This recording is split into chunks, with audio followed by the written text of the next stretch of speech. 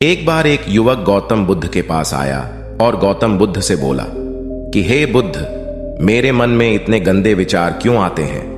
मैं नहीं चाहता कि मेरे मन में गंदे विचार आए, पर मेरे मन में हमेशा काम वासना के विचार चलते रहते हैं और मैं इनके बारे में सोच सोच कर बहुत परेशान हूं। मेरी ऊर्जा और समय यह सब सोचने में ही नष्ट हो जाती है और इन सब के विचारों की वजह से मैं कभी भी शांत नहीं रह पाता और मैं हमेशा ही स्त्रियों को देखकर मोहित हो जाता हूं।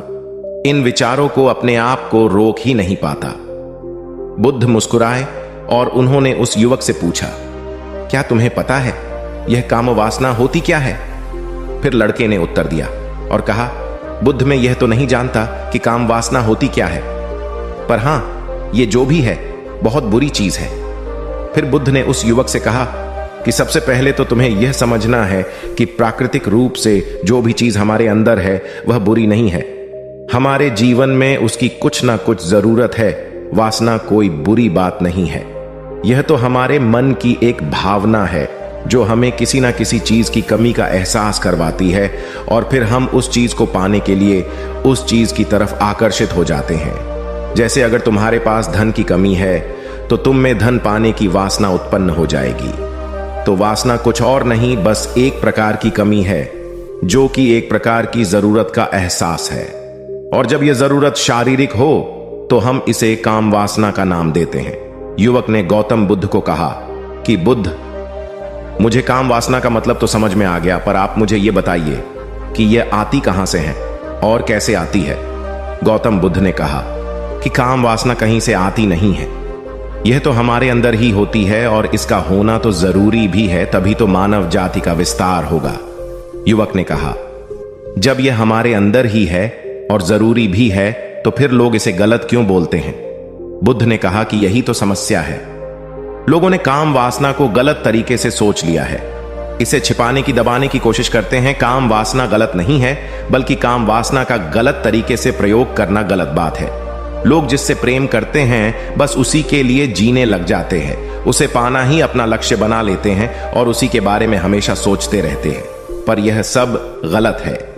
बुद्ध ने युवक से कहा, क्या तुम्हें पता है जानवरों में भी काम वासना होती है? युवक ने उत्तर दिया, हां बुद्ध, जानवरों में भी काम वासना होती है, क्योंकि जानवर भी तो आखिर अपनी पीढ़ी को आगे बढ़ाएंगे। बुद्ध ने कहा, तो फिर हम जानवरों की काम वासना को गलत क्यों नहीं कहते? युवक ने कहा, मुझे नहीं पता महात्मा, आप ही मुझे बताइए। गौतम बुद्ध ने कहा कि जानवर अपनी काम वासना का प्रयोग आनंद प्राप्ति के लिए नहीं करते, वह तो सिर्फ संतान उत्पन्न करने के लिए ही काम वासना का उपयोग करते हैं। जानवरों को प्रकृति ने इतनी समझ नहीं दी कि वह काम वासना को अपने सुख का आधार बना सके, जबकि मनुष्य अपनी समझ के बलबूते पर प्रकृति में पाई जाने वाली प्रत्येक वस्तु को अपने सुख के लिए प्रयोग करता है।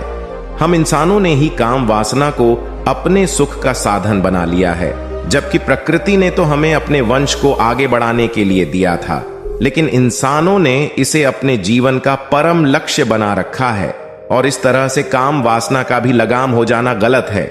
युवक ने पूछा, महात्मा जी, ये काम वासना हम पर हावी क्यों होती है? तब गौतम बुद्ध ने कहा कि सुनो, अब जो मैं तुम्हें बताऊंगा उसे तुम ध्यानपूर्वक सुनना। काम वासना का सारा खेल तुम्हें समझ आ जाएगा, तुम्हें तुम्हारे सारे सवालों का जवाब मिल जाएगा। बस तुम्हें ध्यान से सुनकर समझना है। एक बार की बात है, एक आश्रम में गुरु और उनके शिष्य रहा करते थे, जो रोजाना आश्रम के बाहर स्थित गांव में भिक्षा लेने के लिए जाते थे। उस आश्रम का एक शिष्य जिस गांव में भिक्षा लेने जाता था, उस रास्ते में एक नदी पड़ती थी। एक दिन उसने देखा कि एक लड़का पेड़ के पीछे छिपा है। वह उस लड़के के पास गया और उससे जाकर बोला, भाई, तुम इस पेड़ के पीछे छिपकर क्या देख रहे हो? लड़के ने कहा, अरे तुझे नहीं दिख रहा कि मैं क्या देख रहा हूं? तब शिष्य ने नदी की तरफ देखा तो वहां पर कुछ लड़कियां पानी भर रही थीं। वो लड़कियां 14-15 साल की होंगी। तब उसने उस लड़के से कहा, अरे भाई, वहां पर तो लड़कियां पानी भर रही है, इसमें छिप कर देखने वाली क्या बात है? तब वो लड़का शिष्य की तरफ देखकर उससे कहता है, अरे पागल, तुम्हें दिखाई नहीं दे रहा कि कैसे यह परियां नदी से पानी निकाल रही है जरा उनकी अदाओं को तो देखो, उनके कोमल शरीर को देखो, उनकी पतली कमर को देखो, और उनके बाल उनकी कमर पर कैसे लहरा रहे हैं, मानो सुंदरता बिखरी पड़ी हो।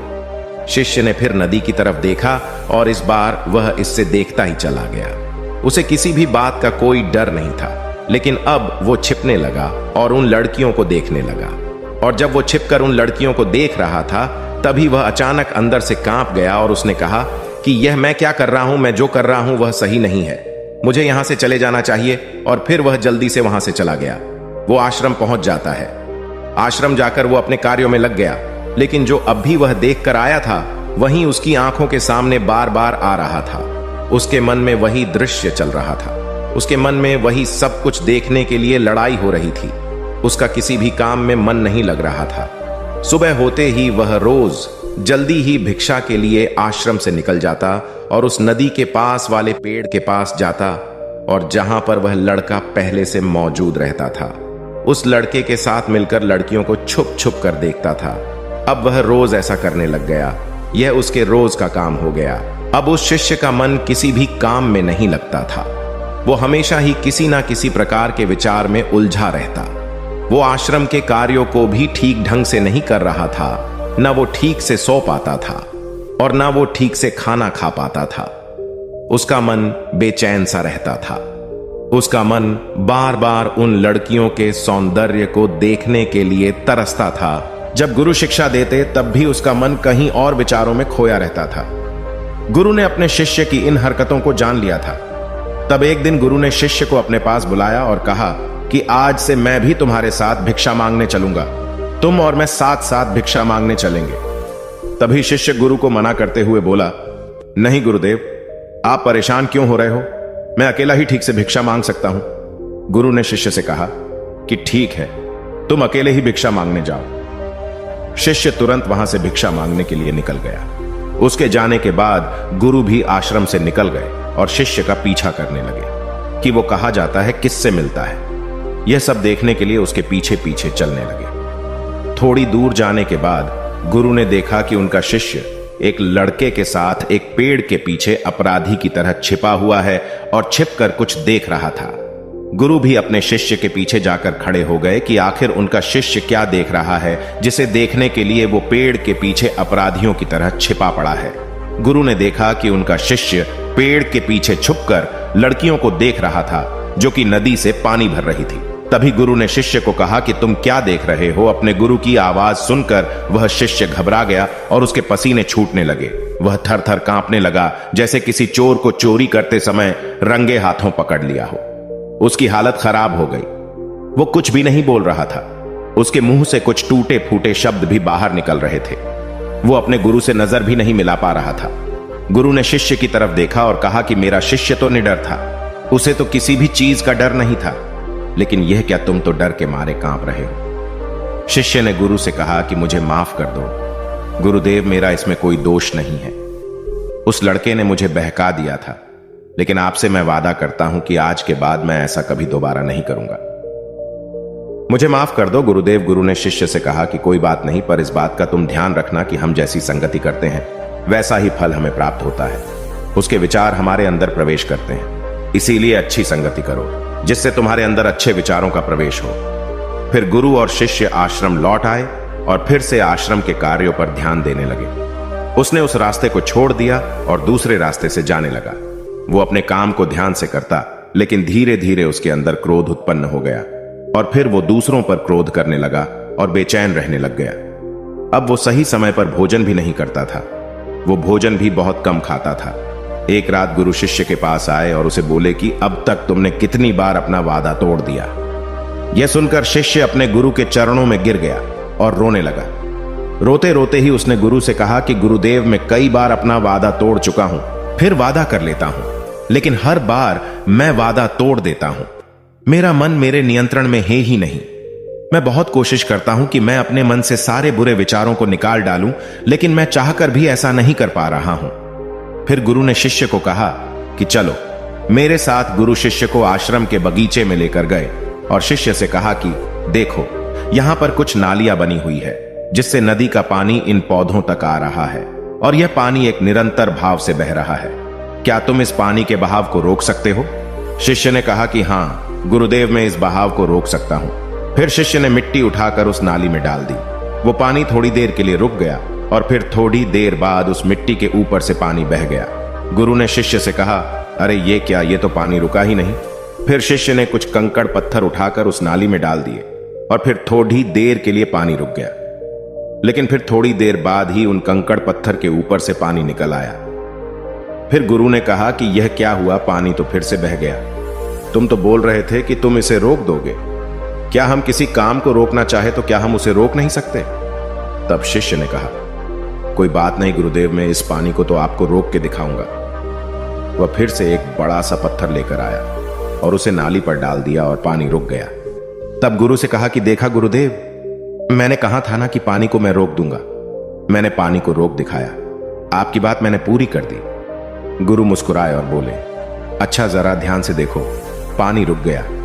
क्या वो तो पीछे की नाली तोड़कर बाहर आ गया और अगल बगल से बह रहा है, और ध्यान से देखो इस पत्थर को आगे भी आ गया और ये पानी अपना रास्ता बदलकर फिर से आगे की तरफ बह जाएगा।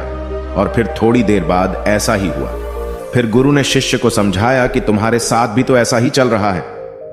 तुम बार बार प्रयास कर रहे हो, बड़े से बड़ा प्रयास कर रहे हो, पर हर बार तुम्हारा प्रयास टूट रहा है और यह हमेशा टूटता ही रहेगा। तुम कितना भी बड़ा पत्थर रख लो, लेकिन पानी तो अपना रास्ता बना ही लेगा। यह सब देखकर गुरु से कहा कि हे गुरुदेव, क्या कोई तरीका नहीं है जिससे मैं गंदे विचारों से बाहर निकल सकूं और ये मेरे मन में आए ही नहीं। गुरु शिष्य को एक नदी के पास ले गए जहां से उस बगीचे में पानी आ रहा था। गुरु ने शिष्य से कहा, वो पानी इसी नदी से जा रहा है। अगर हम यहीं से उस रास्ते को बंद कर दें जहां से पानी बगीचे में जा रहा है, अब क्या हम पानी को रोक नहीं सकते?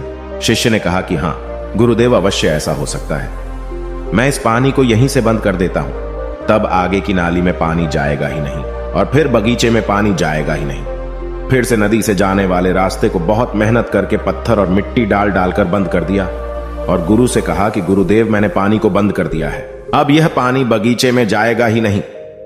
तब गुरु ने कहा कि अगर पानी बगीचे में नहीं जाएगा तो पेड़ पौधों को पानी कहां से मिलेगा? उन पेड़ पौधों को तो पानी की आवश्यकता है, और उन पेड़ पौधों में कुछ पेड़ पौधे तो ऐसे हैं जिनको रोज पानी की आवश्यकता है। वह तो मुरझाकर मर ही जाएंगे, उनका क्या होगा? पानी तो हमें खोलना ही होगा। शिष्य ने गुरु की बात सुनकर वापस नदी से जाने वाले पानी का रास्ता खोल दिया। तब गुरु ने शिष्य से पूछा कि अगर हम इस नदी के पूरे पानी को बगीचे की तरफ मोड़ दे तो क्या होगा? तब शिष्य ने जवाब दिया कि गुरुदेव, वहां पर जितने भी पेड़ पौधे हैं वो गलकर नष्ट हो जाएंगे, वहां पर कुछ नहीं बचेगा। फिर गुरु मुस्कुराए और बोले, तुम इस बात को समझो कि हमें किसी भी चीज को रोकना नहीं है, बस हमें हमेशा संतुलन बनाए रखना है। कम पानी से भी पौधे नष्ट होते हैं और ज्यादा पानी से भी पौधे नष्ट होते हैं। हमारा जीवन संतुलन से ही चलता है। गुरु ने शिष्य से कहा कि अगर मैं तुम्हें कहूं कि तुम आम के बारे में मत सोचो तो तुम्हारे मन में सबसे पहले किसका चित्र आएगा? शिष्य ने कहा कि गुरुदेव, मेरे मन में तो पहला चित्र आम का ही आएगा। गुरु ने कहा कि जब हम गंदे विचारों को जबरदस्ती रोकने का प्रयास करते हैं तो वह और मजबूती के साथ हमारे अंदर प्रवेश करते हैं और ज्यादा हमारे अंदर उठते हैं। इसीलिए हमें उन्हें कभी भी दबाने की कोशिश नहीं करनी चाहिए। फिर गुरु ने शिष्य को जाते हुए कहा कि हमारे गंदे विचार बुरे लोगों की संगति करने की वजह से भी आते हैं। कई बार क्या होता है कि कामुकता हमारे अंदर होती नहीं है, लेकिन कुछ अश्लील लोगों के साथ रहने की वजह से यह हमारे अंदर हावी हो जाती है। फिर शिष्य ने कहा कि गुरुदेव, आप सही कह रहे हैं, मैं अपने मार्ग से भटक गया था। फिर वो शिष्य उस रात बहुत ही चैन की नींद सोया। सुबह अपने कार्यों को पूरे मन से किया और फिर सुबह वो भिक्षा लेने के लिए उसी रास्ते से गया जहां वह लड़का आज भी पेड़ के पीछे छुपकर उन लड़कियों को देख रहा था। वो शिष्य नदी पर गया जहां वह लड़कियां पानी भर रही थीं। उसने उन लड़कियों से पानी मांगा। उन लड़कियों में से एक लड़की ने उसे पानी पिलाया और उस सन्यासी शिष्य के चरण छुए। शिष्य ने उसे आशीर्वाद दिया कि तुम्हारा कल्याण हो। उसका मन सकारात्मक ऊर्जा से भर गया। उसके चेहरे पर मुस्कान आ गई थी, जैसे कि उसे कुछ खोया हुआ वापस मिल गया हो। वह वापस अपने रास्ते से जाने लगा। तभी पीछे से वह लड़का आ गया जो पेड़ के पीछे छुपा हुआ था। वह शिष्य के पास आया और बोला कि क्या बात है, आज तो तुमने नजदीक से दर्शन कर लिए, तुम तो मुझसे भी आगे निकले। तब शिष्य ने कहा कि हम हमेशा दूसरे के दर्शन करने में ही व्यस्त रहते हैं, अपने दर्शन कर ही नहीं पाते। तुम कब तक इस पेड़ के पीछे छुपते रहोगे? किसी को पसंद करते हो तो उससे बोल दो, अगर वो भी तुम्हें पसंद करती है, और शादी कर लो। पर उससे पहले तुम कुछ बन जाओ तथा अपने आप को पहचान लो। ऐसे अपना समय बर्बाद मत करो। फिर वह लड़का रोज उससे मिलने लगा और उस लड़के ने नदी पर जाना छोड़ दिया। और फिर वो लड़का अपने जीवन में कुछ बनने के लिए संघर्ष करने लगा। तो तुमने देखा संगति का असर क्या होता है। अपनी संगति बदलो, अपने विचार बदलो। बुद्ध ने युवक से पूछा कि क्या तुम्हें तुम्हारे सारे सवालों का जवाब मिल गया? तब युवक ने कहा कि हां महात्मा जी, आपका बहुत बहुत धन्यवाद। तब गौतम बुद्ध ने युवक से कहा कि जब तुम्हारे मन में गंदे विचार आए तब आप अपने आप को दोषी मत मानो। यह शरीर है और यह सब इसमें हजारों वर्षों से सीखा है। यह केवल तुम्हारे सोच लेने से, शपथ लेने से यह टूटने वाला नहीं है, लेकिन तुम्हारे पास वो शक्ति है और वो ऊर्जा है जिसका तुम्हें संतुलन बनाए रखने के लिए उपयोग करना है। तुम एक जीवित ऊर्जा हो जो कुछ भी अनुभव करने के लिए स्वतंत्र हो, जो कुछ निर्माण करने के लिए स्वतंत्र हैं। इसीलिए तुम अपने आप को पहचानो। दोस्तों, आपको यह कहानी कैसी लगी हमें कमेंट करके जरूर बताना, और ऐसी ही और कहानियों के लिए सब्सक्राइब का बटन जरूर से दबा देना।